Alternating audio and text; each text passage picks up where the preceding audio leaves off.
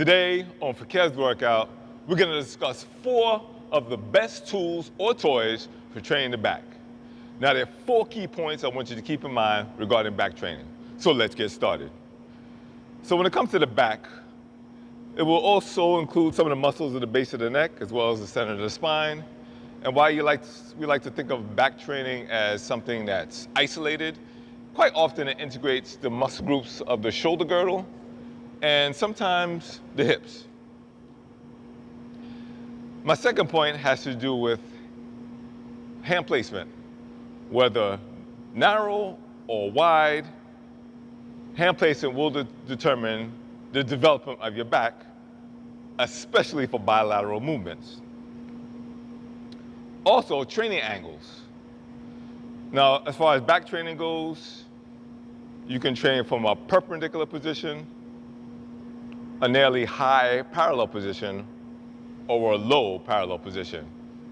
Any point in between, and pulling is where you can maximize your back development. And finally, it's those hand grip positions. There are 4 hand grip positions that you want to focus on to get maximum back development. A prone, neutral, supine, and one of my favorites, it's kind of like this hybrid grip, which is prone, neutral, and supine, or some combination thereof. So let's talk about some of the toys. Bands. Now, while these loop bands are some of my favorite, they're good in general, very popular. For back, I actually prefer the bands with handles. And in a previous video, I discussed why bands are some of my favorite toys. They're lightweight, they're mobile, they're quiet, and they're space-saving. So you can't go wrong with bands. So some of the exercises you can do with bands, just a couple. You could do a overhead pull, a high row. You can take down this band here. You can wrap it around a pole. And you can do a row here, rotating with that hybrid grip that I mentioned. So that's some of the versatility with bands.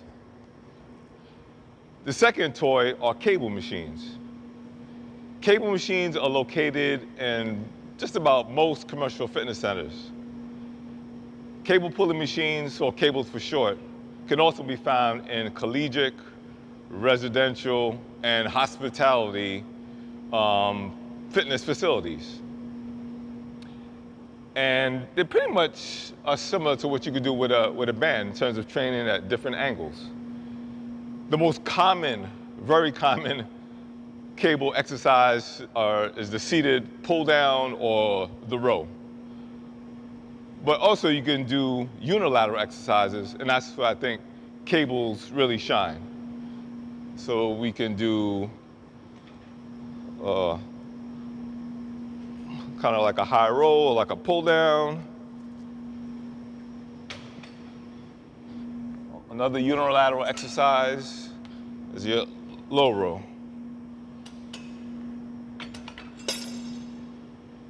So my next toy, we're going to talk about are dumbbells. Dumbbells are pretty much universal. I mean, in some countries, they make their own dumbbells out of concrete or rocks, okay?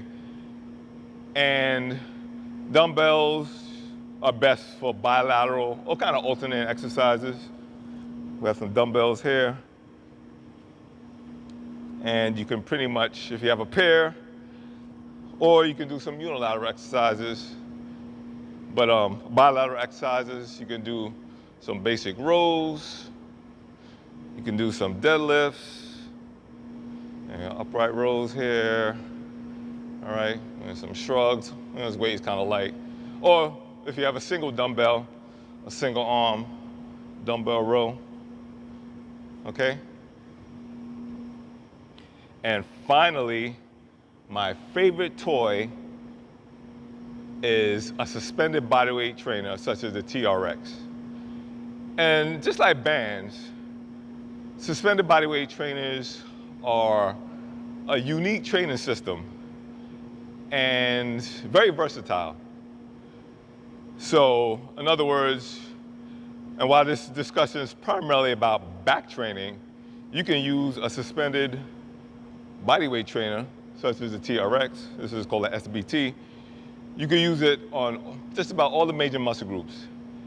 And your body weight and gravity will provide all the resistance that you need.